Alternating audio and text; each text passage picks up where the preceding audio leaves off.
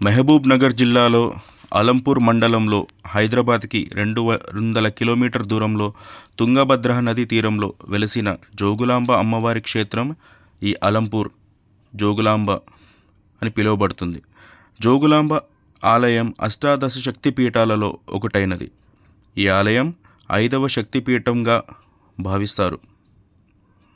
కర్నూలు నుంచి 27 కిలోమీటర్ దూరంలో ఉంటుంది ఈ ఆలయం.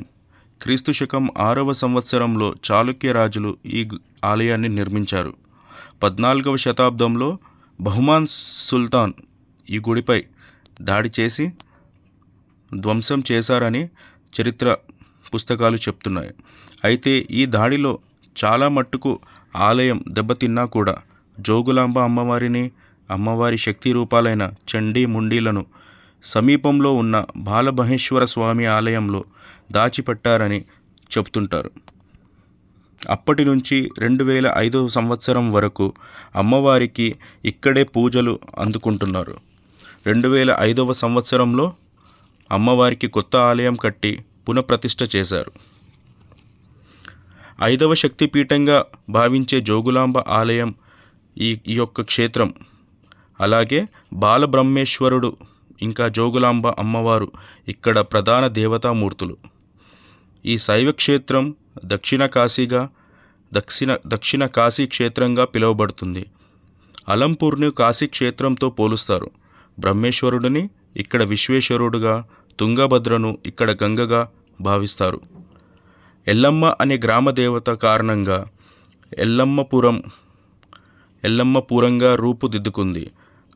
ఈ ఆలయంలో అమ్మవారు ఉగ్ర స్వరూపిణిగా కనిపిస్తుంది. కేశాలు గాలిలో తేలుతూ ఉంటుంది. వాటిలో బల్లి, తేలు, గబ్బిలం లాంటివి కనిపిస్తాయి.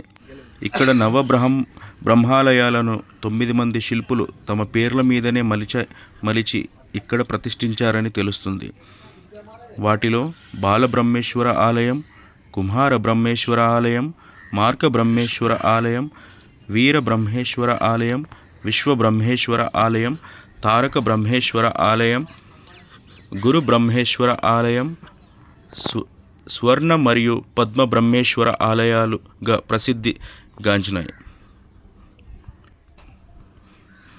వీటిలో బాలబ్రహ్మేశ్వర ఆలయం పాతదిగా చెబుతారు.